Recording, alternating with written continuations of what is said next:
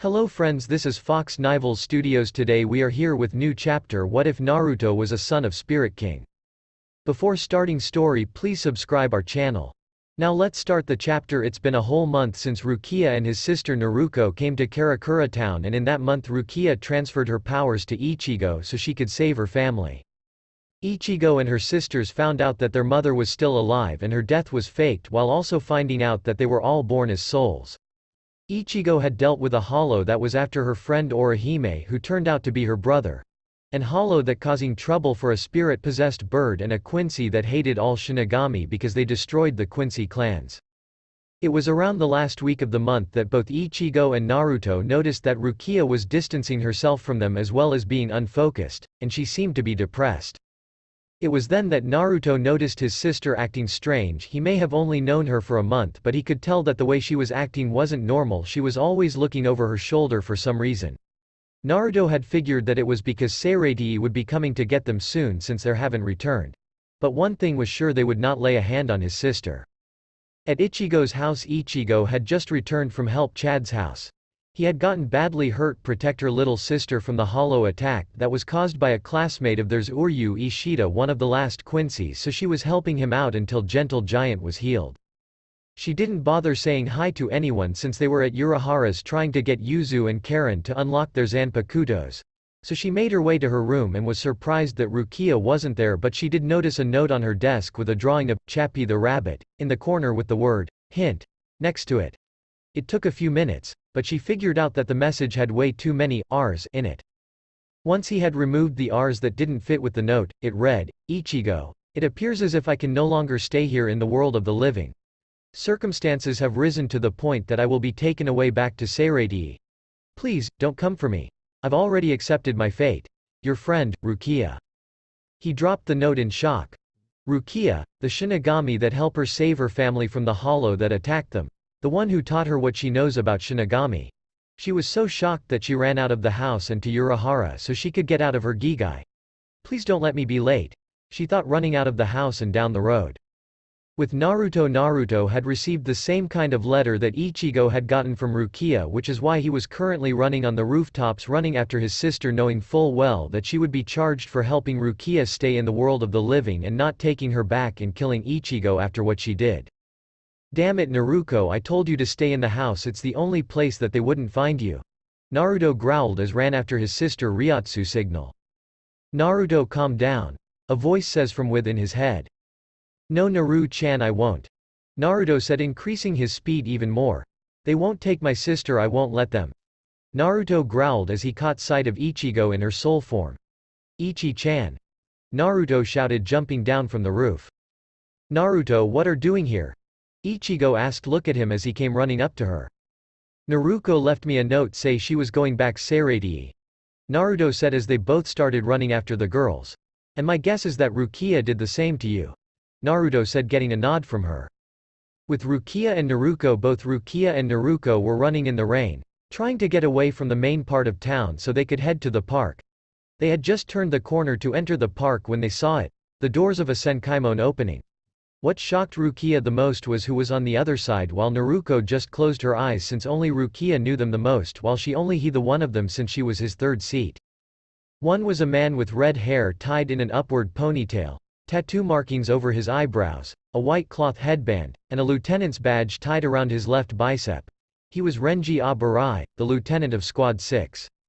The other was a man with black hair that had a white headpiece in it, a white scarf around his neck, and a white cloak with the symbol for Squad 6 over his Shiakusho. He was Byakuya Kuchiki, the captain of Squad 6. Well, look at this. We already found you, too, Renji said.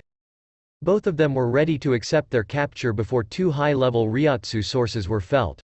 Both automatically knew who they were, and while Rukia couldn't help but smile sadly while thinking, idiots, I knew they'd come, but I wished that they didn't. But, I guess friends really can't stand to see another friend in trouble. Naruko, on the other hand, was worried not for her brother and her orange-haired friend Ichigo. She was worried about the two who came to take them back to Seireiti. She was afraid that Naruto would kill them for trying to take her away. Naruto, please just go home and forget about me, she thought, looking in the direction of the source. When Byakuya and Renji felt the Ryotsu sources, they were surprised by how strong they were. One was a third seat but was slowly increasing the closer it got, while the other was that of several lieutenants combined, and it was also increasing as it got closer.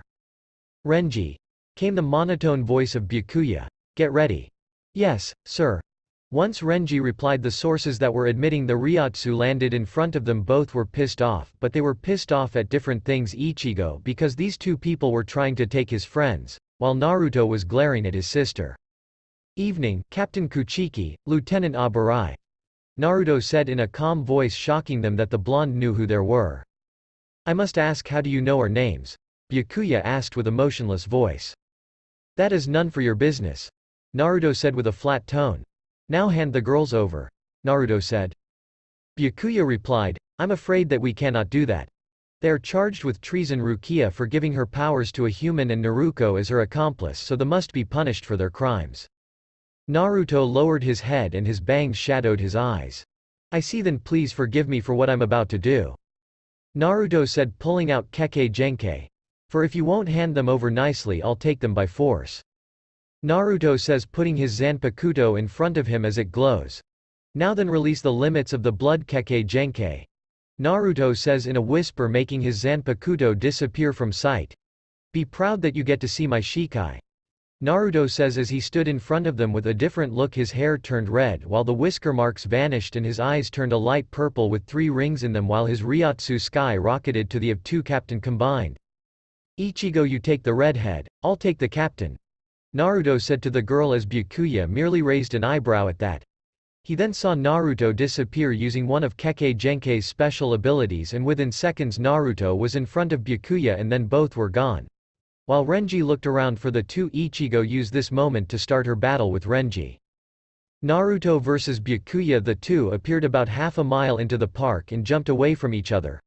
Byakuya was impressed with the blonde's skill. Not many people were able to pull one over on him, but this boy was able to easily. "You know my name but I don't know yours," Byakuya said to the blonde. "My name is Naruto Uzumaki Namikaze," he said, getting a shocked look from Byakuya. "So you are related to Naruko then?"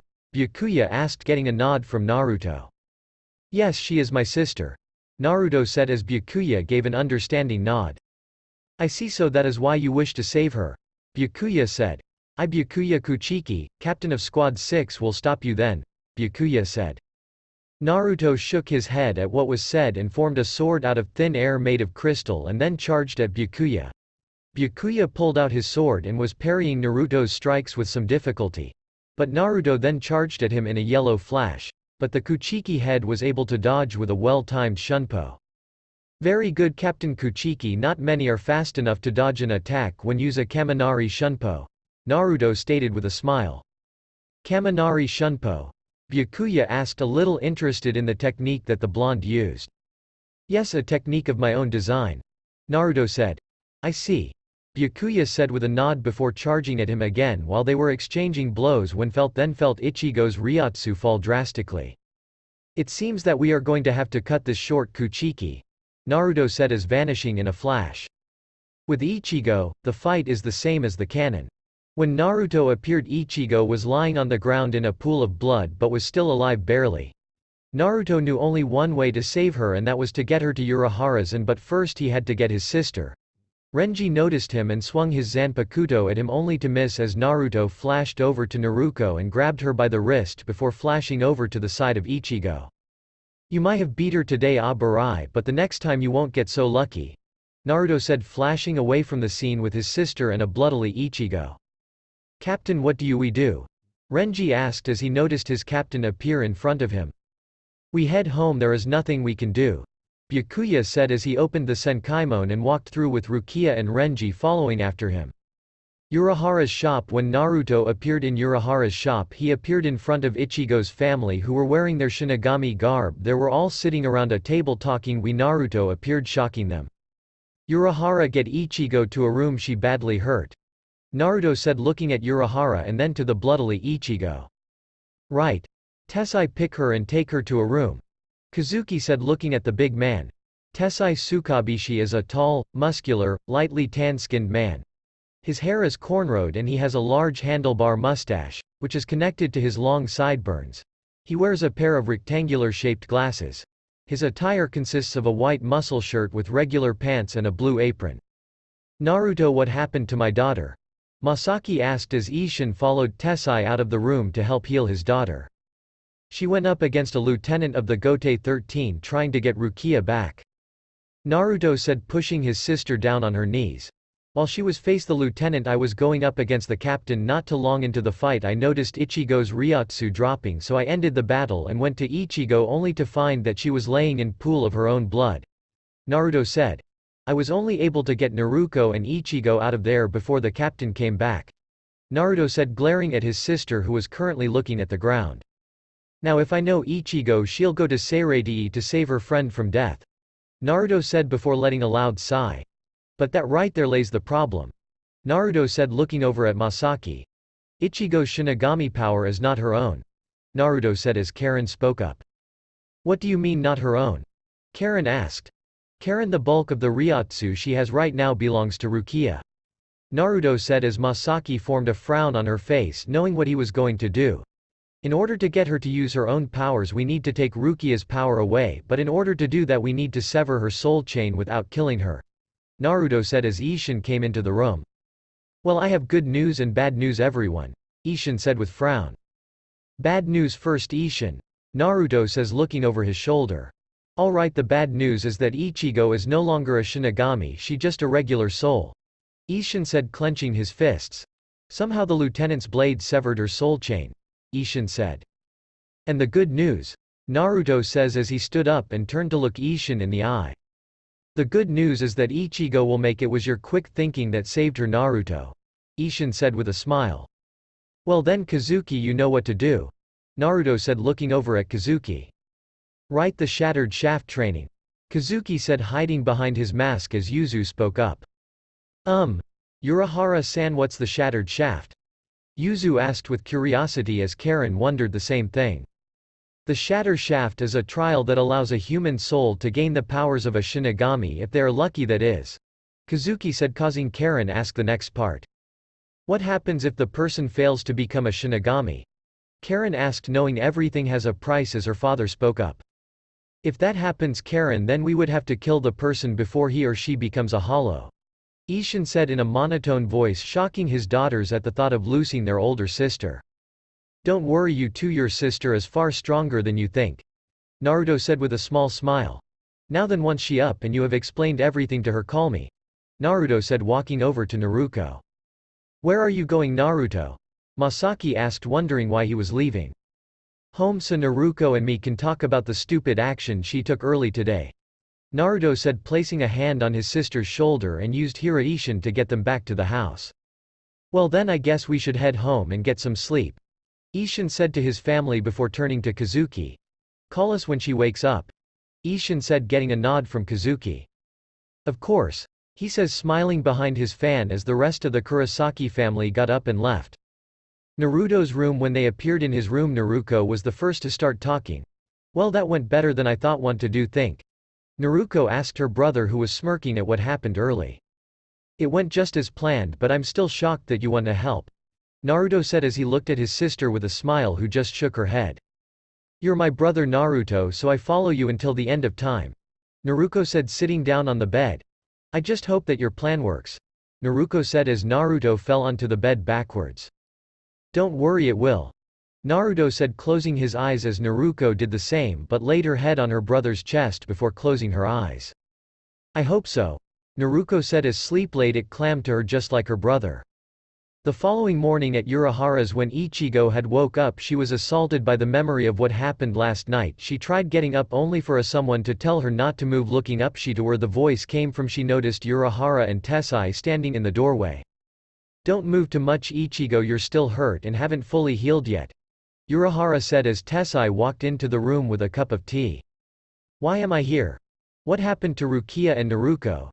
Ichigo asked, sitting up, not even caring about the pain. You're in a spare room in my shop. Naruto brought you here after you wounded from your fight against the lieutenant last night. Urahara said, snapping his fan shut. And as for the other two, well, Miss Namikaze is safe and sound at the Namikaze compound while Miss Kuchiki was taken back to Seireii. Urahara said. We have to save her. Ichigo shouted, trying to stand up only to fall down. You can't do anything without your Shinigami power, Miss Kurosaki, he said before turning around. Now rest while I go and tell your family that you're awake, he said before walking away. The Naruto and Naruto was always the first to wake up, while his sister would wake up 2 minutes after with messy hair and a cute face, but this time when he woke up he noticed that his sister was sleeping with her head on his chest and her arm wrapped around him, in which it had brought a smile to his face. Hey, come on Naru-chan, time to get up, Naruto said, brushing a strand of hair out of her face. Let me sleep, Naruko said, trying to bury her head into her brother's chest. Come Naruko, we have things to do, Naruto said, shaking his sister. But I want to sleep, your chest is so warm, Naruko said, rubbing her head on his chest. Fine, have it your way, Naruto said as he reached his hand around her body until he felt his sister's breast and gave it a squeeze, making Naruko jump out of bed with a yelp as she covered her breasts with her arms. You pervert, feeling up your own sister, Naruko shouted while trying to fight back a blush that was coming. Not my fault you didn't get up when I told you, now get your cloths and take a shower, Naruto said, getting up out of bed. When you're done, come downstairs, Naruto said as he made his way to the door, looked back at his sister with a smile before opening the door and walking out. In the kitchen, as Naruto walked down the stairs and into the kitchen, he noticed everyone was staring at him for some reason. Is there a reason why you are all staring at me? Naruto asked. Has the piece been played? Shinji asked, speaking in code. Yes, the first piece has been played, Naruto said, walking over to the table and sitting down. Now we wait for Ichigo to play her piece, and once she is, the game is on, Naruto said, getting a nod from everyone at the table. But you do realize when they show themselves and leave Seireiti, my mother and father will come down from the palace demanding to know what's been happening, Naruto said, looking around the table. We know, Naruto, and as much as we don't want to deal with Seireiti, Kensai said, letting out a loud sigh before continuing. But we want to get back at Aizen for what he did to us, Kensai said, as everyone nodding. Kensai's right about getting back at Aizen, Lisa said, looking up from her book. And it would be nice not always looking over our shoulders for any Shinigami that might remember us, Lisa said, looking over at Naruto. I'll always follow you, Naruto-kun, Mashiro said joyfully with a smile. We already know you would, since you follow him around like a lovesick puppy, Hiyori said, glaring at her. I do not, Mashiro shouted with a blush. Yes you do, Mashiro-san, Rose said, looking over at her. Well, Mashiro-san, I have to agree with Hiyori-san and Rose-san, Hachi said, making Mashiro go wide-eyed. Hachi, not you too, Mashiro says with wide eyes at what Hachi just said. Naruto, what's for breakfast? He heard his sister call out to him as she walked down the stairs and into the kitchen. She was wearing a blood-red kimono with the earring in the shape of the Uzumaki family crest. Well, on today's menu are pancakes, with eggs over easy and a side of maple bacon, Love said, making Naruko flash to her chair with drool coming out of her mouth. Naruko, you're drooling again, Naruto said, snapping his fingers in front of her face, making her snap out of her daze. Sorry, Naruko said, wiping the drool away before she stacked her plate full of food and started eating as the doorbell was heard. I'll get it, Naruto said, getting up out of his chair. Why can't people just wait until noon to start bugging you? Naruto said, making his over to the door. Yes, can I help? Naruto said, opening it only to see Tessai standing on the other side. Good morning, Naruto-sama, Tessai said with a bow. Forgive me for not calling ahead to tell you that I was coming, but Urahara-san wishes for you and Naruko-sama to come over to the shop, Tessai said as Naruto sighed and nodded his head. Alright, Naruto said before turning around to yell to his sister. Naruko! Naruto shouted. What? She shouted back. Take a few strips of bacon for the road, Kazuki needs us, Naruto shouted, getting a muffled okay out of his sister. Now why does he need us? Naruto asked as his sister came out of the kitchen with a piece of bacon in her mouth and a couple on a paper plate and walked up to him as Tessai explained what was going on. Flashback, Ichi-ne, you're alright, a voice said, making Ichigo look towards the door to her. Your little sisters Yuzu and Karen with her mom and dad right behind them. Yuzu, Ichigo said as said girl ran over and hugged her, making her wince a little for the pain. So how are you feeling, Ichigo? Her mother asked. I feel fine, Ichigo said, looking over at her mother. But is what Urahara told me true, that my Shinigami powers are gone? Ichigo asked as her father spoke up. I'm afraid so, Ichigo, your soul chain was severed. We had managed to fix it, but your Shinigami powers are gone, Ishin said, making Ichigo drop her head. But what about Rukia? We have to save her, Ichigo says, lifting her head up. Well, luckily there's a way to get your powers back, Urahara said from behind his fan. How? Ichigo asked. It's special training that will allow Soul to become Shinigamis, Urahara said, snapping his fan shut. But that there is the problem, you weren't born with physical body, so you won't have a chain of fate, which is needed for you to be able to do the training, Kazuki says as a dark aura appeared around Ichigo. Then why the fuck did you even say anything? Ichigo shouted. Just to get your hopes up, Urahara says before doing the one thing he promised he wouldn't do, tell them who Naruto really was. But there is a way to get them back, but only those of the Spirit King's family can do it, Kazuki said. What do you mean? Ishin asked, wondering what Kazuki was taking about. It's hard to explain and hard to believe even when the king to me himself, Kazuki said, closing his eyes and taking a deep breath before continuing. You see, the king and his offspring have the ability to grant Shinigami powers to those they trust and love, Kazuki said. So then all we have to do is ask this Spirit King for help, Yuzu said. No, the Spirit King lives in another dimension opposite of Seiretii, Kazuki said as Ichigo started glaring at him again. But his son and daughter are right here in this very town, Kazuki said, making the Kurosaki family look at him, wondering how he would know. The only one that didn't was Masaki, as she knew he was talking about Naruto and his younger sister. But the thing is getting Prince Naruto and Princess Naruko to actually do it, Kazuki said, looking over at Tessai as the Kurosakis went wide-eyed at what Kazuki just said. Tessai, if you would be so kind as to and get them, Kazuki says, looking at Tessai with a smile. Of course, Urahara-san, Tessai says with a bow before walking out of the room. Naruto and Naruko are the king's children, Ishin said with a shocked look. Yes, they are. Now make yourselves at home, it will take Tessai a little while to get them, Kazuki said, sitting down.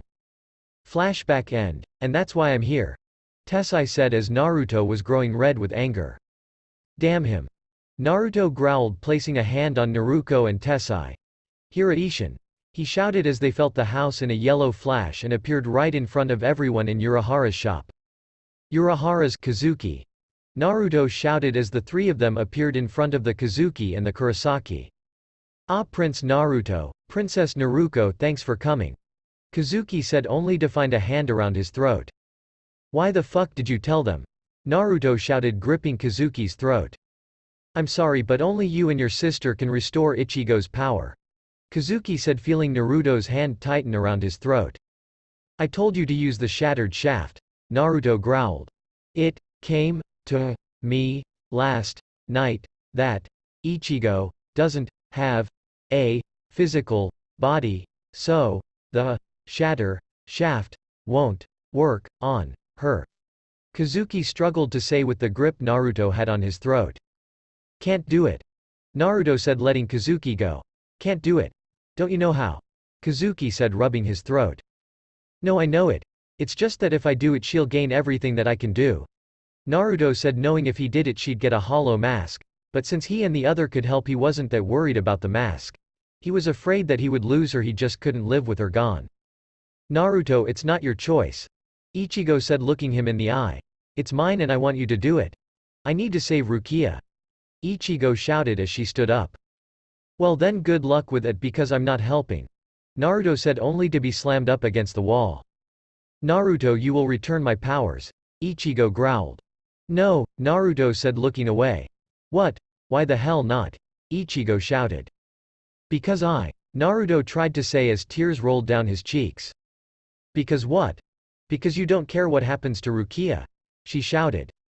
No, because I love you, Ichigo, Naruto said, turning his head back to look her in the eye as he stood there with shock. That's why I won't do it, Ichi-chan, it's because I love you and I'm afraid that I would lose you, Naruto says with tears still rolling down his cheeks. Did he just say he loves me? Ichigo thought. It's about time he confessed his love for Ichi-ne. Yuzu and Karen thought, look at Naruto with a smile on their faces. Come on, sweetheart, Masaki thought, knowing that her daughter had a crush on Naruto from what her daughter asked her a week ago. Flashback 1 week ago, Ichigo had just got home from school and was sitting on her bed in front of her mother with her legs crossed, twiddling her fingers. So what did you want to ask me, sweetheart? Masaki asked her daughter. How do you know if you love someone? Ichigo asked, looking at her mother, who just had a smile on her face. Why is there someone that you love? Masaki said, getting a blush from her daughter. I don't know, I mean when I'm around him I always blush, my heart beats faster, it even feels like I have butterflies in my stomach, and I just can't help but smile every time I'm around him. Ichigo said with a blush. Well, some of those are signs of having a crush on someone, Ichigo-chan. Masaki said, looking her daughter in the eye. So who the lucky one that stole your heart? Masaki asked her daughter with a grin on her face as Ichigo muttered something under breath. What was that, sweetheart? I could hear. Masaki said. It's Naruto. Ichigo whispered again, making her mother frown. Ichigo-chan, I still couldn't hear you. Masaki said with a frown. It's Naruto. Ichigo shouted, getting a smile from her mother. Flashback end. Why you love me? Asked with shock. Yes, I love you, Ichi-chan, I have since middle school, he said, biting his lip. Then if you truly love me, Naru-kun, return my power so you don't have to be afraid of losing me. Ichigo said, looking Naruto in the eye. Alright, there's chapter 4, hope you like it.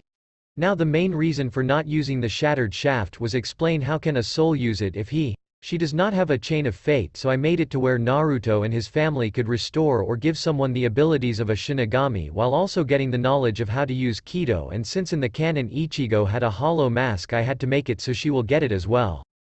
Now then, will Naruto give in to her request and give her back her Shinigami powers? Last time, why you love me? Asked with shock. Yes, I love you, Ichi-chan, I have since middle school, he said, biting his lip. Then if you truly love me, Naru-kun, return my power so you don't have to be afraid of losing me. Ichigo said, looking Naruto in the eye. Now back to the story. Why do you want your power back so badly? Naruto asked. So I can save Rukia. Ichigo said. Why would you go so far to save someone you only met a month ago? Naruto asked, wanting to know her true reason before restoring her powers. She gave me her powers so I could save my family that night. So I will do whatever it takes to save her. Ichigo said with determination as she let him go. Very well, request granted. Naruto said, making Ichigo look at him confused. What? She said. I said request granted. Naruto said with a smile as he put a hand on Ichigo's shoulder and vanished in a yellow flash. Where'd they go? Isshin asked, looking at the spot that Naruto and his daughter were once in. Naruto probably took her to the underground training room. Kazuki said, shrugging his shoulders as he got up and motioned for them to follow him out of the room. The underground training room. When Naruto and Ichigo arrived in the room, Naruto could tell that Ichigo was confused to where they were as well as to how they got there in the first place, so the first 10 minutes Naruto was telling her where they were and how they got there. Alright, Ichi-chan, since you don't have a chain of fate, the only way to get your Shinigami powers back is very simple. Naruto said with a smile as he held up his hand and formed a ball of Ryotsu. Naruto, what's that? Ichigo asked, looking at the ball of energy that formed in Naruto's hand. This, Ichi-chan, is called Ryotsu. Naruto said, hold it out in front of him. Now then, place your hand on it and the restoration of her power shall begin. Naruto said. Are you sure it will work? Ichigo asked, carefully putting her hand forward. Hey, come on, trust me, Ichigo. Naruto said, still having his smile. Beside from a letter my mom left me, she went through the same thing you're going to do. Naruto said. If you're sure. Ichigo says, touching the ball of Ryotsu. The moment she touched the ball, it was absorbed into her. Sorry, Ichi-chan. Naruto said, making Ichigo look at him confused until a hole appeared beneath her and was sent falling to the bottom. Bakudo number 99 restrict. He said, slamming his hands together as white fabric shot down at Ichigo and tied her arms behind her back. Down in the hole. What the fuck, Naruto, get me out of here. Ichigo shouted as she stood up and glared at Naruto, only for white fabric to bind her hands behind her back. What the fuck, Naruto? Ichigo shouted again. If you want out, then regain your Shinigami powers, Ichigo. That ball of Ryotsu that was absorbed into you acts like a chain of fate. You have 3 days to get your powers or you will turn into a hollow. She heard Naruto shout to her, making her eye go wide at what she heard, not realizing that he was lying to her about turning into a hollow. When I get out of here, I'm going to kill him, Ichigo said to herself. Up with Naruto. This is the only way to get them back. The Ryotsu ball was just a little help, she must do the rest on her own. Naruto said to himself as Kazuki and the others came up behind him. Hey, where's Ichigo? Kazuki said. Just look in the hole. Naruto said, standing up as the other walked over to the hole and looked down to see Ichigo trying to run up the side of the hole. Why is she down there and why did you use Bikudo number 99 restrict on her? Kazuki asked. Because the way I'm restoring her Shinigami power is similar to the shattered shaft without the effect of us having to kill her, Naruto said. What do you mean similar to the shattered shaft? Kazuki asked. Because the only way to get out is to enter her inner world and get her Zanpakuto, and that could take anywhere from 2 days to a week. Naruto said, walking away from the hole. Not to mention that she'll gain a mask, but for some reason I have a feeling she'll gain the mask first, which in turn will force her into her inner world. Naruto thought to himself. Hey Kazuki. Naruto said, making Kazuki look at him. Yeah. Kazuki said as his hat lifted up a little, showing his right eye. Where's Yoruichi-chan? Naruto asked. Don't know. Kazuki said, shrugging his shoulders. Why do you ask? Kazuki asked, pulling out his fan once again. Needed to talk to her. Naruto said as a male's voice spoke up. What do you want with little old me? A voice asked as a black cat landed on Naruto's shoulder. Speak her name and she shall come. Naruto said with a chuckle as the other looked at him with raised eyebrows besides Kazuki, Tessai, and Masaki. Naruto, that's a cat. Naruko says, looking at the cat on Naruto's shoulder. I think brother's losing his mind. Naruko thought. She's no ordinary cat, Naruko. Naruto told his sister. Isn't that right, Yoruichi-chan? Naruto says, scratching the cat's head. A little lower, Naruto-kun. The cat, now known as Yoruichi, said, making everyone besides 3 people go wide-eyed and slack-jawed as the cat spoke. Did TT that CC cat JJ just SS speak? Yuzu says with a stuttered. Yes, she did. Naruto said, still scratching Yoruichi on the head. But TT that's I impossible, CC cats CC can't SS speak. Karen says with a stutter, just like her sister. I'm not an everyday house cat.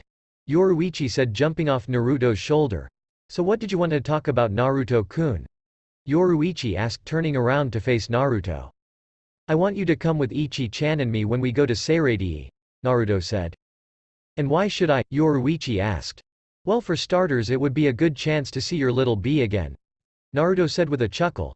And with you there it should be very easy to get Kukaku to help us. Naruto said, knowing how hard it could be to get her to do anything for anyone, even when it to help a Shinigami. True, Kukaku can be stubborn on some things, Yoruichi said, nodding her head. Especially since she'll have to help a Shinigami this time. Yoruichi says, getting a nod from Naruto. So will you join us? Naruto asked. Of course. Yoruichi says with a grin as Naruto nodded and looked over to Kazuki. Yeah, Kazuki. Naruto shouted, getting said shop owner's attention. Yes. Kazuki answered back. How's Ichi-chan doing? Naruto asked. Well, she got the right attitude, but there's something wrong. Kazuki said as he looked into the hole. What? Naruto asked, knowing already what was going on. Well, it looks like she's going under hollowification. Kazuki said, looking back at Naruto. So the mask is forming already? Naruto said aloud, getting everyone attention. Naruto, what do you mean by the mask is forming already? Ishin asked, wanting to know what Naruto was talking about and what was happening to his daughter. Well, in rough terms, your daughter is gaining the powers of a hollow, though the mask is forming much fast than I thought it would. Naruto said as putting his hand up to stop anyone from talking. And no, she isn't going under a full hollowification, she's only getting a mask. Naruto said as he walked over to the hole and looked down at Ichigo to see half of the girl's face covered in white goo. In the hole with Ichigo. What the hell is this? Ichigo shouted as her face was covered in white goo that was coming out of her mouth. Wait, Naruto said, I had 3 days to find my Shinigami powers or I would become a hollow, but it's only be what, like 2 hours at the most. Ichigo thought as the goo started to take a solid form on her face.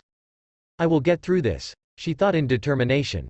I will not die here, I will survive this, I will save my friend. Ichigo said as she struggled to get her feet. I will not die, do you hear me? Nothing will stop me, I will live. Ichigo shouted as she heard a voice come from behind her. Inner world, is that all the resolve you have, Ichigo? The voice asked. I was expecting more from you, Ichigo. The voice continued to say as Ichigo focused her eyes and saw that she was standing on a blue skyscraper that seemed to be on its side. Looking around she noticed other skyscrapers that seemed to be the same way. When she turned towards the voice she seen an old man standing on a flagpole. He's a lean-built, and stoic middle-aged man. He has pale skin, with high cheekbones and stubble. He has long ragged black hair with brown highlights. His attire consists of a tattered white dress shirt with an upturned collar and cuffs, black pants, low-heeled boots, and a long, amorphous black overcoat with a burgundy highlight that flares out into ragged ends. He wears brown-tinted, semi-transparent wraparound sunglasses. "Who are you?" Ichigo asked. "I am your Zanpakuto, but you can call me Zangetsu," the man said. "Come again, I could hear you," Ichigo said, looking up at Zangetsu. "It seems that you are not ready to learn my name," Zangetsu said as everything changed, making Ichigo fall as the building started to crumble away and turn into boxes. "Right now you must focus, Ichigo, for in one of these boxes you shall find me," the voice of Zangetsu said as Ichigo nodded and started looking around at the boxes that were falling. "How the hell am I supposed to find the right box?" Ichigo thought as she looked at all the boxes that were falling around her until remembered something that Naruto and the Quincy told her. Shinigami have a red spirit ribbon. The voices of Naruto and the Quincy echoed in her head. "Of course," Ichigo says, closing her eyes to concentrate on finding the right box. It took no more than a minute for her to find the correct box. She quickly rushed over to it. When she opened it she noticed the hilt of her old sword. She took a few seconds to look around when she heard the old man voice again. "What are you doing? Pull it out," the voice shouted, making her pull it out. Once she had that when things went black. Outside her mind, "Naruto, you have to stop her before she becomes a hollow," Kazuki said, looking down at Ichigo, who was currently struggling against the Bakudo spell that was binding her arm behind her back. "She'll be fine, Kazuki," Naruto said. Ichigo broke the spell and jumped out of the hole in an explosion of power.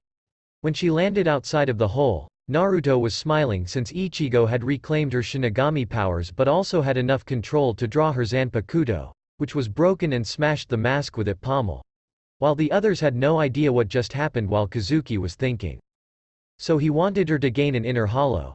Kazuki thought as he looked at Ichigo, who was now currently making her way over to Naruto. "Congratulations, Ichi-chan, you're now a Shinigami again," Naruto said, only for Ichigo to smash his face in with the pommel of her Zanpakuto. "Yes, and now I'm going to kill you, Naruto. So, prepare yourself," Ichigo snarled as Naruto just stared at her and chuckled. "You may have gotten your Shinigami powers back, but I'm afraid that the same can't be said for your Zanpakuto," Naruto said, rolling up his left sleeve, showing that he had some kind of tattoo on it. "Now then, Kekkei Genkei isn't the right blade to face you with," Naruto said before he bite his thumb and wiped the blood on the tattoo. "Release," he muttered as puff of smoke came from the tattoo. When the smoke cleared they noticed Naruto was holding a blade in his right hand. Just think Kazuki Benihime in her cane state but with a regular handle. "With the others, what the he has two Zanpakutos?" Naruto asked with wide eyes. "I have no clue, Princess Naruko," Kazuki said, looking at the blade. "Actually he does," Masaki said, getting the attention of the others. "So then that blade is a Zanpakuto?" Isshin asked his wife.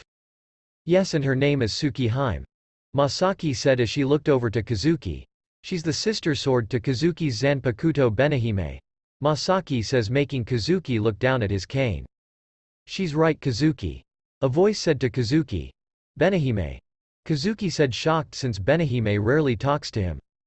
"Yes, it's me, Kazuki, and what Masaki-san is true. Tsukihime is my sister," Benihime said to her master. "It's true, Benihime just said so herself," Kazuki said as he looked back over to Naruto and Ichigo, which the later was running for her life as Naruto chased after her swinging like a madman. "Back over with Naruto and Ichigo, come on Ichi-chan, turn and face me," Naruto shouted, chasing after Ichigo while swing his blade. "And give you a chance to hit me with that's kid's toy, no thank you," Ichigo shouted as she tried to stay a step ahead of Naruto. "You shouldn't insult someone like that, Ichi-chan," Naruto said as his Ryotsu spiked a little. "Illuminate the night sky, Tsukihime," Naruto shouted as his blade made a drastic change. It was now a sleek, medium-sized sword. The hilt's grip, which has a gentle white decorative wrapping bending forward at the end with a pommel shaped to look overlapped 3 times and a silver tail dangling from its base. Instead of a tsuba, there is a U-shaped guard covering 3 inches of the pure white blade, with a crescent moon design. At the base of the guard is a silver string wrapped thrice around the hilt with a 3-loop bow on the back side. It remained straight, somewhat of a short size, with the tip ending in a slanted razor-like edge. "Wait, why am I running?" Ichigo said as she turned around to block Naruto's Zanpakuto, only for the blade to go right through hers like it was butter. "That Zanpakuto is worthless, Ichigo. A true Zanpakuto shouldn't break that easily," Naruto said, swing his blade again, destroying the rest of the blade and cutting the tsuba on a diagonal. Ichigo watched with wide eyes as Naruto destroyed the remainder of her blade, leaving only the hilt in her hand. The only thing she could do now was run, and that's what she did until she heard a voice call out to her. "Why do you run, Ichigo?" a voice asked. "Why are you running away, Ichigo? Turn around and face your fear," the voice says again as Zangetsu appears in front of her. "Old man, do not run. You must turn around and face him," Zangetsu said, making Ichigo stop in her tracks. "What are you doing, Ichi-chan?" Naruto said to himself when he noticed that Ichigo had stopped running and took a stance as her Ryotsu flared up around her. "Good Ichigo, now say my name," Zangetsu shouted. "Pierce the heavens." "Zangetsu," Ichigo shouted as a cloud of dust picked up around her. When the dust cleared, Ichigo was kneeling on the ground with her hand on the hilt of her Zanpakuto, which was an oversized cleaver with no tsuba, or a proper hilt. It was about as tall as Ichigo herself. "You may want to try and dodge this, Naruto," Ichigo says, standing up and lifting her Zanpakuto above her head before swinging in down as Ryotsu in the shape of a crescent moon was released from the tip of the blade and collided with Naruto, creating a huge dust cloud. "Luckily I had the Getsuman Masutashirudo," Naruto said as the dust settled, showing that he had up some kind of sliver shield protecting him while Ichigo and fallen to the ground asleep. "Naruto, are you okay?" he heard Naruto say as he turned to see his sister running over to him while the others went to Ichigo. "I'm fine, Naruto," Naruto said as he released Tsukihime into his left arm. "Are you sure, Naruto?" she asked, only for her brother to walk away. "Don't worry, Naruto, I'm fine," Naruto said, turning his head back to look at his sister. "Now come on, let's go and see if Ichigo's okay," Naruto said as he turned his head forward and continued to walk over to Ichigo. A week later, it had been a week since Ichigo got her powers back while also learning the name of her Zanpakuto. But what confused Ichigo was that everyone in school had forgotten about Rukia, all except Orihime and Chad, who both knew what was going on thanks to Yoruichi. Both had said that they would help save Rukia. That's why we find Orihime, Chad, and 15-year-old boy by the name of Uryu Ishida, Quincy, who was going for some stupid reason of his own standing in front of Kazuki, who had just gotten done explain how they were going to get into Seireiti, which was by a modified Senkaimon that Kazuki was standing in front of. "Alright, you four, listen carefully," Kazuki said, getting their attention. "You have 4 minutes to get through," Kazuki said, making Ichigo speak up. 4 minutes? Ichigo said, looking at Kazuki. "Yes. That's all the time I could get you," Kazuki said, opening the Senkaimon. "Good luck," he said as the 4 of them took off into the gate with Yoruichi sitting on Ichigo's shoulder. "In Seireiti, all right, this should be the spot where they should drop in," Naruto said, looking up into the sky. Unlike other times when Naruto was in his Shinigami form, this time he had both Zanpakutos strapped to his left hip while still wearing the same white hakama with a black sash and a ragged white jacket with an upturned collar.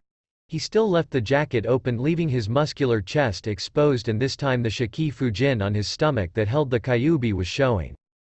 "Are you sure, Naruto?" Naruko asked her brother. While she had her hair in the same pigtails, she was now wearing a variation of the outfit that Naruto was wearing. The jacket had a high collar that covered the lower part of her face downward, while stopping just a little below her large DD cup breasts, leaving her stomach uncovered. The jacket had a zipper running along its entire length that is opened from the bottom upwards. The jacket sleeves completely envelop her arms, while her pants were the same as Naruto's. "Of course I am," Naruto said, still looking up as a hole in the sky opened up, shooting out 4 people and a cat from what had looked like an explosion. "See, told you," Naruto said to his sister as the 5 objects crash right into the ground behind them. "Must you always be right?" Naruko asked as her brother turned around to look at the 5 who just crashed into the ground. "Yes," Naruto says, walking up to the group as Yoruichi hit Orihime in the eye and started lecturing her about how stupid she was for using her powers when she said not to. So how was the flight, everyone? Naruto asked, making everyone look up at him with confusion beside Ichigo. Naruto, how did you get here? Orihime asked as she nursed her eye. I took shortcut. Naruto said, shrugging his shoulders. You're a Shinigami? Uryu asked as he replaced his cape. Yes and no, Naruto said, confusing them. Yes, I am a Shinigami, but no, I don't work for Seireii. Naruto said. Now get the fuck up, we got thing to do. Naruto said as he noticed Ichigo running towards the Entranas. Ichigo, you fool, stop. Naruto shouted to her, but it was too late as the answer came in the arrival of a literal giant of a man. The man wore a Shinigami Shiakusho, a red hat with tassels, and armor on his left arm. Who goes there? I am Jidanbo, the gatekeeper, and I have the duty of keeping people who don't belong out of the Seireii. Same as canon. Now while Ichigo and Jidanbo were fighting, Naruto and Yoruichi were asking an elderly soul if he knew where the local fireworks expert Kukaku Shiba was. When they heard the defeated voice of Jidanbo. Captain Ichimaru. What are you doing here? Jidanbo asked, looking at said captain. Now the Shinigami named Ichimaru was a fairly tall man with silver hair, squinted eyes, and a fox-like grin on his face. Of course his answer was to slice off one of the gatekeeper's arms. Jidanbo, you poor fool. Being a gatekeeper means that when you lose, the result is death. Ichimaru said, only for him to freeze when he caught the eyes of Naruto, who had ran over to Ichigo, but it didn't last long due to the gate slamming to the ground. While Orihime got to work on fixing the gatekeeper's arm, Naruto and the others had gone back to the elderly soul who had info on Kukaku Shiba. 5 minutes later, once the group had gotten the info from the old man, someone literally crashed into the room, rolling across the floor. Huh? What's going on? And why is there a boar here? Ichigo asked as she looked from the figure, rather large boar with a red ribbon tied on top of it. Thrown off by Bonnie once again. The apparent boar rider spoke, getting to his feet. Hey old man, it's been a long time. The man said, offering a 2-finger salute, and thankfully not the rude one. Ganju. What are you doing here? You should leave now. The old man told Ganju, who looked up at the man. It may have been some time since I have been here, but come on, is that any way to greet an old friend? What would your guess? Ganju's sentence was cut off as he spotted Naruto, Ichigo, and Yoruichi in her cat form. Would someone explain why there's a stinking Shinigami here? Ganju said, looking at Ichigo while taking off a pair of sunglasses. Naruto just shook his head at how his soon-to-be brother-in-law was acting. What did you just say? Ichigo asked quietly as Ganju stomped over. What? Your ear's not working. I asked why is there a stinking Shinigami here? Ganju lightly tapped the side of Ichigo's face as he spoke in a condescending tone, and of course Ichigo's response was to punch Ganju in the face. Don't you know who I am? Ganju asked, getting up. No, the said group besides 3 people. Don't want to know. Ichigo said in a bored tone. Which of course made Ganju furious at the loss of recognition, and he started to proclaim many ridiculous titles for himself, which ended at, number 1 Shinigami hater of the West Rukongai. Which of course Ichigo just ignored him, making Ganju retaliate by punching her in the face. Of course that little action led the two of them to having a little scuffle in the streets, while Naruto was just standing off to the side shaking his head. Ladies and gentlemen, my idiot of a brother-in-law. Naruto says, shaking his head as his sister spoke up. Brother-in-law? Naruto questioned. Yes, and don't worry, I'll explain after everything is over. Naruto said, watch the two go at each other's throat, while Yoruichi had thanked the elder for the information and a place to stay. But before things got too out of hand, an alarm tied to the back of one of Ganju's friends went off, showing that it was 9 p.m. He quickly called his boar and rode away with his friends while shouting back to Ichigo. You stay right there, Dandelion Head. I'll be back tomorrow to finish this. Ganju shouted as he rode off on his boar, which pissed off Ichigo and left the others sighing in relief. There's chapter 5. My original thought was to make this chapter end the day that they use Kukaku's flower crane cannon to break through the shield of Seireii, but I decided to end it here since the I'm going to explain by I called Ganju, Naruto's soon-to-be brother-in-law, in the next chapter, and yes, that means that Kukaku Shiba is a part of Naruto's harem. Now 8 have been chosen, and these are the ones: Naruko, Mashiro, Unohana, Soi Fan, Rangaku, Kasumi, female Kyuubi, Kukaku, female Ichigo. The top 3 for the poll that I put up early will be added as well of my choosing from the one of the ones that didn't make it. Also Naruto has 2 Zanpakuto, he just carries Kekkei Genkei with him all the time while his other one is in a seal on his left arm. Now as for how Ichigo got her powers back, I made it kind of similar to the Shattered Shaft by using Bakudo number 99 part 1 as well as the hole and Naruto attacking Ichigo so she could get her true Zanpakuto. The group had stayed the night with the old man who had offered them a place to stay for the night and would leave in the morning to find Kukaku's house. At least they tried to, but Ichigo was adamant about waiting for Ganju to show up so she could finish their fight that they had started last night and not be seen as a coward. But her struggle didn't last long as Yoruichi Easy changed Ichigo's mind by swiping her claws against Ichigo's face. While they were walking along the dirt road, the teens were trying to figure out what this Kukaku person would be like. Both Yoruichi and Naruto sighed and shook their heads at the antics of the others. It came to a stop when Naruto noticed a house that had banner above it held by 2 large stone arms. The banner said, Kukaku Shiba Uzumaki, which got a twitch from Naruto and a confused look from the others before Naruto spoke up saying they were here. Rukia's cell. Since Rukia was brought back, she had been placed in a cell. Over the time she had thought about all the mistakes she had made in her life. She regretted ending the life of her previous lieutenant, Kaion Shiba. Saddened that she pulled 2 new friends into her dangerous life. She was also going over what her old friend Renji told her, how she would be moved to Senzaikyu and how her execution would take place on Sokyoku Hill. She wasn't afraid to die, she was afraid that her friends would die because of her. Please, everyone just forget about me, Rukia thought sadly. Back with the group as they approached the house, a pair of bizarre men who looked like twins stopped them from going any further and said that attempting to enter the house would be the same as asking for death.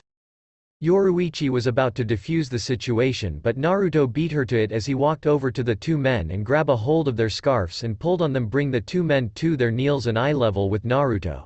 The 2 men that Naruto was looking at were Koganehiko and Shiraganehiko, the guards for Kukaku's house.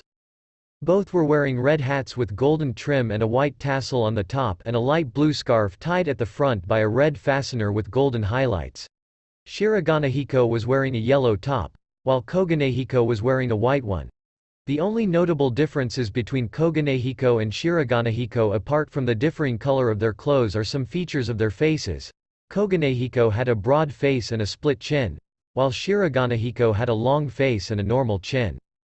Koganehiko, Shiraganehiko, Naruto said, glaring at the 2 men. How could you forget me? I was just here last week. Naruto said in a too sweet of voice, making the 2 gulp at who was glaring at them. Naruto dono. They both said at the same time as Naruto let them go. Please forgive us, we had no clue that you were coming today. They said with a bow, shocking everyone, even Yoruichi, at how the 2 addressed Naruto. How many times have I told you not to call me that? Naruto said, rolling his eyes at being called dono. Now get up and take us to Kukaku please. Naruto said, getting a nod from the 2 as they got up and told them to follow them. The 2 had escorted the group into the house and down to the room where Kukaku was. When they had got there, the 2 were getting ready to tell her that she had visitors, but she spoke up saying that there were special guests. When the 2 had opened the door, the group had noticed a woman of average height, with green eyes, and black hair that was partly wrapped in white cloth. She wore a partially revealing robe that showed her endowment, a white skirt, and some sandals. She was missing most of her right arm and her left had a tattoo on it. This was Kukaku Shiba. Kukaku's a woman. The group shouted at the same time as Naruto and Yoruichi walked into the room. We never said she wasn't, you just assumed she was a man. Naruto said, looking over his shoulder with a grin before turning back to Kukaku with a smile. Well, look at what the cat dragged in. One were cat that doesn't come to visit me. Kukaku said, looking at Yoruichi before turning her head towards Naruto. And one sneaky fox. Kukaku says, looking at Naruto with a smirk. Hey Kukaku-chan, how's it going? Naruto said, returning the very same smirk. You know, the afterlife drags on. Kukaku said, shrugging her shoulders. So who are the brats? She asked, pointing to the 5 standing behind him and Yoruichi. Just some associates. Ichigo Kurosaki, Seto Yasutora, Orihime Inoue, Uryu Ishida, and Naruto's younger sister Naruko Uzumaki Namikaze. They're here to save someone from being executed. Yoruichi said, being the one to speak up this time. So, this isn't a social visit, huh? Kukaku asked. as Naruto and Yoruichi shook their heads no. Alright, I'm game. What's the situation? Kukaku asked only to get a brief overview of what was going on. We're going to need use that method, Yoruichi said, causing Naruto to smirk. Well, not like I could say no, since it involves Kazuki.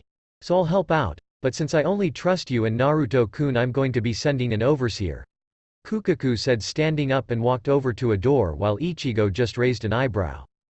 An overseer? Ichigo questioned as the other had somewhat the same thought. Yeah, well that's what I call him.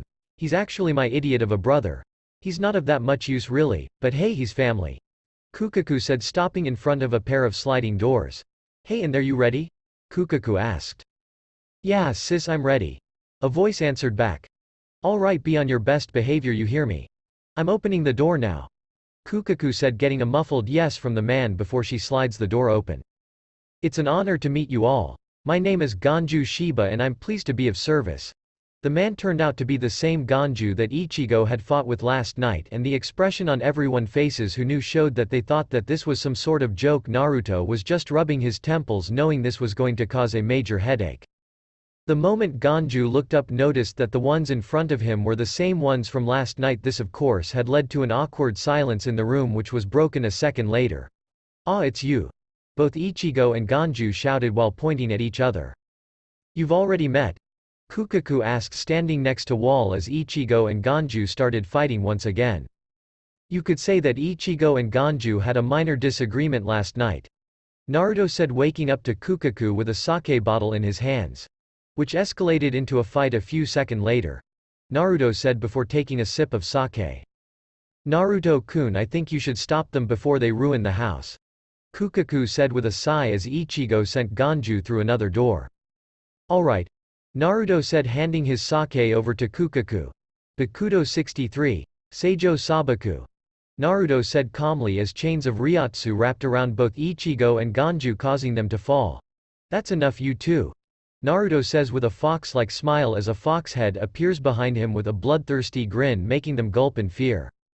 Brother's mad, Ganju thought as the fox head looked at him. What the fuck is that? Ichigo thought, as she looked at the fox head that appeared behind Naruto.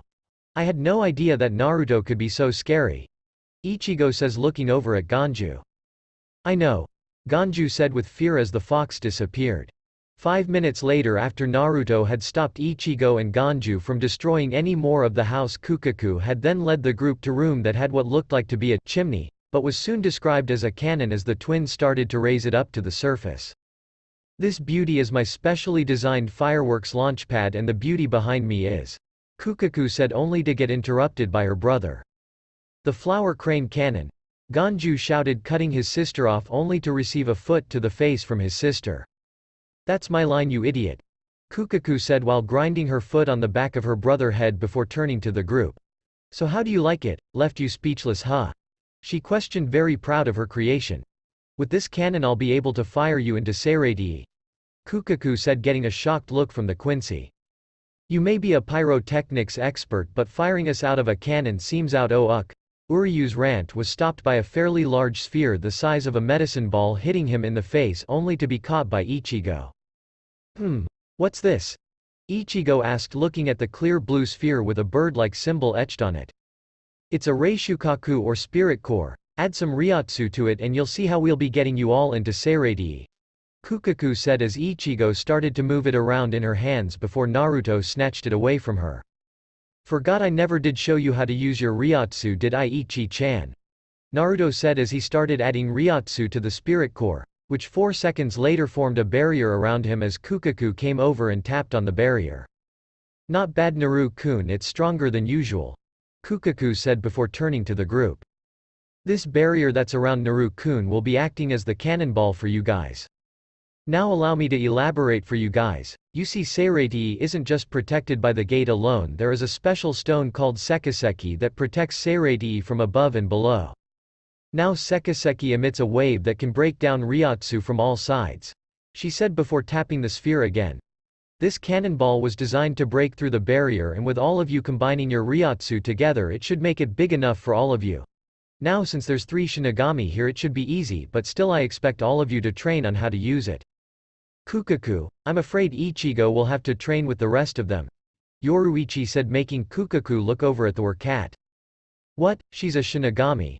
Why would she have to train? She asked, confused, knowing that manipulating Ryotsu was the simplest of things for Shinigami. Well, actually she's the substitute Shinigami I was telling you about, she said as Kukaku gave Ichigo a look of disbelief. Koganehiko, Shiraganehiko, take them all to the underground bunker and get them started on training. Make sure the orange-haired one gets the roughest training package.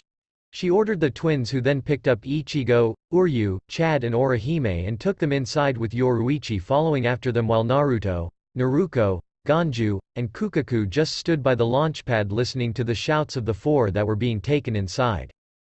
An hour later, an hour had passed since Ichigo and the other three started their training, and in that time only Uryu, Chad, and Orihime had been able to create a cannonball, while Ichigo was still have trouble creating hers, so she was still downstairs trying to create hers while the others were upstairs eating. Hey Orihime, why aren't you eating? Naruto asked, looking at the girl's tray that looked like it was untouched. I'm not that hungry, she replied, only for her stomach to growl in disagreement. Orihime, I know what you're trying to do, Naruto said, looking at the girl who was punching her stomach. Stop hitting yourself, woman, you're going to make it worse, Naruto shouted as the house started to shake. Ichigo! They all shouted, jumping up and running out the door to the underground training room that Ichigo was in. Outside, no, the great Kukaku arms are falling apart. Both Koganehiko and Shiraganehiko shouted as bit and pieces of the arms started to break off of them. While they were paying attention to the arms, they didn't see the two 11-year-old run up behind them. Hey Koganehiko, Shiraganehiko, what's going on? A voice asked from behind them. Ha! Koganehiko said, turning around to see two 11-year-olds looking up at him. Rei-sama, Seiko-sama, welcome home, Koganehiko said, looking down at the girls. The first girl had shoulder-length blonde hair and blue eyes and what looked like to be faint signs of whisker marks on her cheeks. She was wearing a red skirt with a matching tank top. She also had a pair of earrings and a necklace with the Uzumaki swirl. This was Rei Shiba Uzumaki. Next to her was a girl with shoulder-length black hair and blue eyes, who also had the faint signs of whisker marks on her cheeks. Unlike the other girl, she was wearing a white skirt and a black tank top. She also had the same pair of earrings and necklace on. She was Rei's twin sisters Seiko Shiba Uzumaki. Both of them were the daughters of Kukaku Shiba and Naruto Uzumaki. You didn't answer my question, what's go? Rei asked as an explosion was heard, making the girls run into the house worrying about their mother. Before the explosion, Ganju, what's happening? Kukaku asked as Naruto and the other came running down the hall.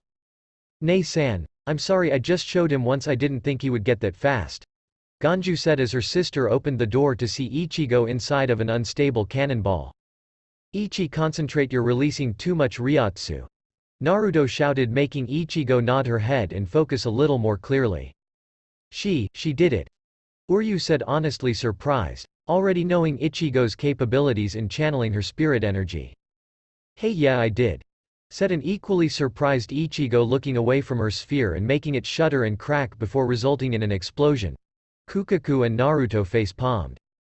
Ichi, I told you to concentrate, didn't I? Naruto said as the smoke started to clear, showing rubble all over the place from the destroyed ceiling.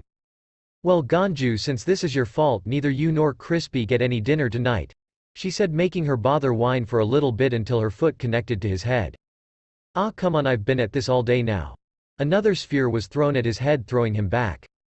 I don't care, you only got it once while everyone else can do it just fine, and besides you put a fucking hole in my home, Carrot Top, Kukaku shouted just as two girls came running into the room.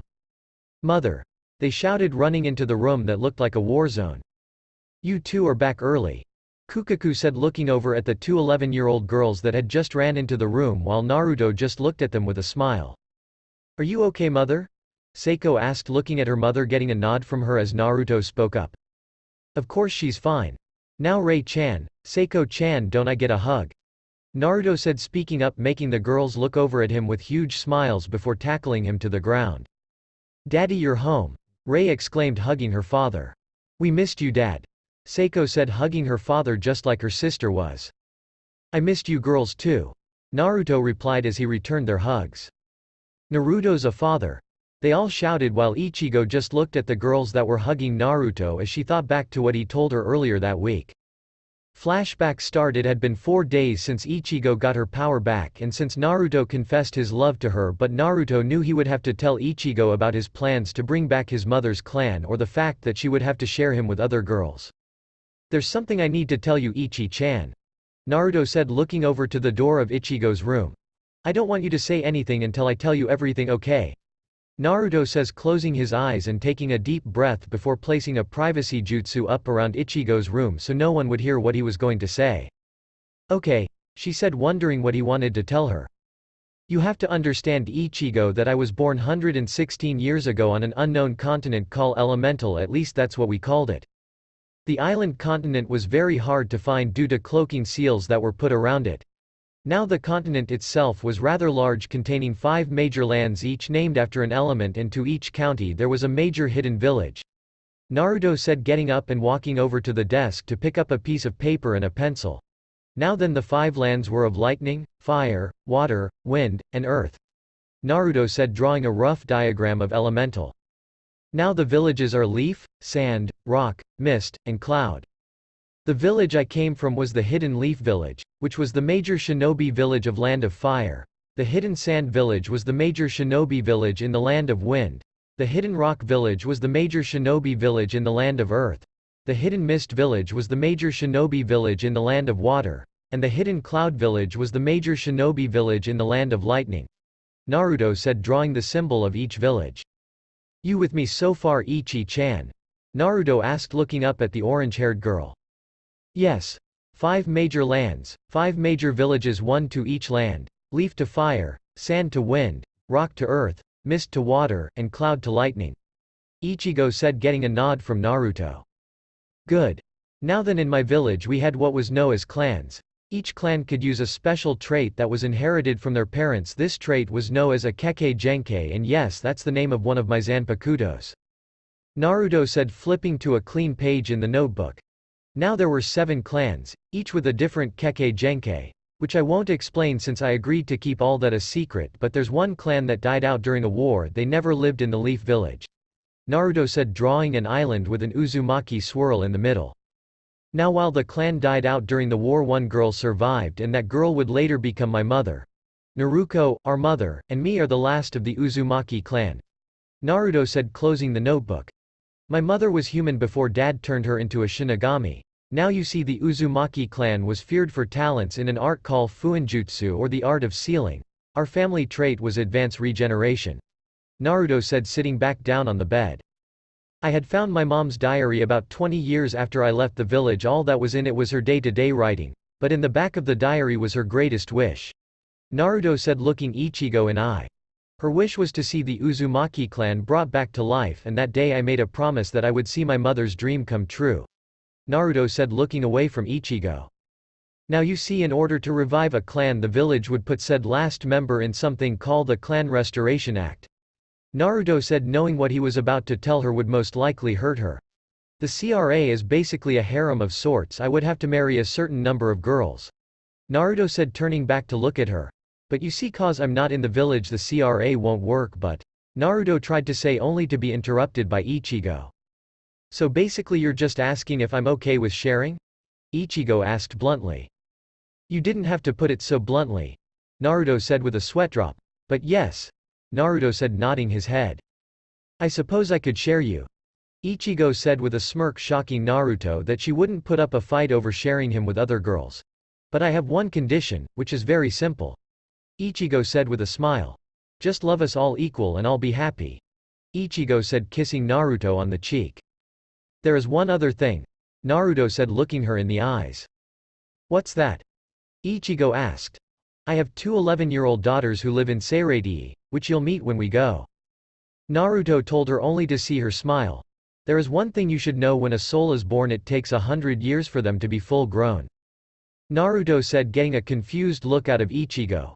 "It's hard to explain, you see, it takes 6 years for a soul to age 1 human year, so while my daughter look like an 11-year-old, their mental age is actually that of a human in their late 60s," Naruto said, shocking her. "Not only does it take longer for them to grow up, they live a lot longer," Naruto said with a chuckle at seeing how shocked Ichigo's face was. Flashback end. When she came back from her thoughts, she noticed that everyone was throwing questions at him left and right, asking how he could be a father to two 11-year-old girls. "Naruto, how can they be your daughters? You're only 16. Orihime questioned with a cute face like she also does, which got a chuckle out of Naruto as his daughter got off him so he could get up. "Hime-chan, I was born as a Shinigami," Naruto said with a smirk. "Besides, who said I was 16? Naruto said as the smirk changed into a grin. "How old are you then?" Chad asked, making Naruto look over at the tall Mexican man. "About 116, give or take a year or two," Naruto said, shocking Chad, Orihime, and Uryu at what he said. "That's impossible, you should be an old man," Uryu shouted. "Not really, since a Shinigami's aging process is a lot different than a living being's," Naruto said, shrugging his shoulders. "Now if you'll excuse me, I'm going to spend a little time with my daughters," Naruto said before turning around and walking out the door with his daughters following after him. The next day in Seireitei, in the captain's chambers of the Seireitei, all of the squad Taicho were in the middle of a meeting. There were a total of 12 captains present and accounted for. The first was a man with black and white face paint, a strange hat, and even stranger additions to his features. His ears and chin were covered by strange gold attachments of sorts, and his right middle fingernail was much longer than the other nails. He also wore a purple scarf. He was Mayuri Kuretsuchi of Squad 12. Next was a tall man with spiky, bell-tipped hair, a scared face, and an eye patch on his right eye. He had a look of pure boredom on his face. He was Kenpachi Zaraki of Squad 11. Next was a teenage-looking man with pure white hair and ice-blue eyes. He had a serious demeanor and paid close attention. This was Toshiro Hitsugaya of Squad 10. Next was a dark-skinned man who wore an orange scarf, clear goggles, and had pale purple eyes, a result of being blind since birth. He was Kanami Tosen of Squad 9. Next was a tall man with gray eyes and long wavy brown hair. He wore a straw hat and a pink, flowered lady's kimono, which he drapes across his shoulders and over his captain's uniform. His hair was tied into a ponytail with bangs draping the left side of his face. This was Shunsui Kyoraku of Squad 8. The next captain was a tall figure with large, gloved hands and a helmet covering his entire face. This was Sajin Komamura of Squad 7. Byakuya Kuchiki was the Squad 6 captain.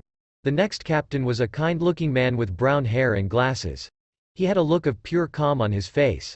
This was Sosuke Aizen of Squad 5. The next captain was a gentle-looking woman with long black hair that was draped over her shoulders and braided in front of her. She was Retsu Yuno Hana of Squad 4. Jin Ichimaru was the captain of Squad 3. Next was a serious-looking woman who wore her hair short with two long braids bound in white cloth, each ending in a large golden ring. The rings were attached to the sheath of her zanpakuto. This was Soi Fan of Squad 2. The last captain is also the leader of all the Taicho. He was an old man with red eyes, a very long white beard, and long eyebrows. There were many scars on his torso and head, the two most prominent being a pair of long, perpendicular scars above his right eye, suggesting numerous battles in his past. He was Genryusai Shigekuni Yamamoto, captain of Squad 1 and head captain of the Gotei 13. "Oh my, all the esteemed captains of the Gotei 13 here just for me. I think I should feel honored, but I don't see captain of Squad 13. Jin said with his fox-like grin showing. Jashiro was taken ill again. Shunsui said, tipping his hat a little. "I hope he gets better soon. So why was this meeting called?" Jin asked as he heard Yamamoto slam the tip of his cane on the ground. "We are here to discuss the action, or rather the lack of actions, that you took against the Ryoka the other day at the gate. What do you have to say for yourself, Captain Ichimaru?" the head captain questioned. "Oh my, I didn't think that they would be so important. I'll be sure to correct my mistake if I see them again," Jin said with chuckle. The head captain wasn't entirely convinced but nodded nonetheless. "Be sure that you do. Now then, we need to," he tried to say, only to be interrupted by the intruder alarms going off, and Kenpachi immediately went off to search for the strongest of the group. Yamamoto decided to end the meeting and ordered the captains into battle stations and left to go command his own squad. "I wanted to keep going, but I decided leave of right here and pick up with the blastoff at the beginning of the next chapter. Now as for the reason why I didn't have the group ask how Naruto knew Kukaku, because I wanted to save that little bit for another chapter, as well as the first meeting between Masaki and Naruto. The reason for him having daughters was with him being around for so long I thought he should have a daughter or two. Now Minato and Kushina will be making an appearance very soon, but I'm not saying when it will also reveal the truth behind the medallion halves. The three Foluowing girls are now in the harem. The chapter is end here. Now we will meet with another chapter, so don't forget to subscribe our channel for more content like this.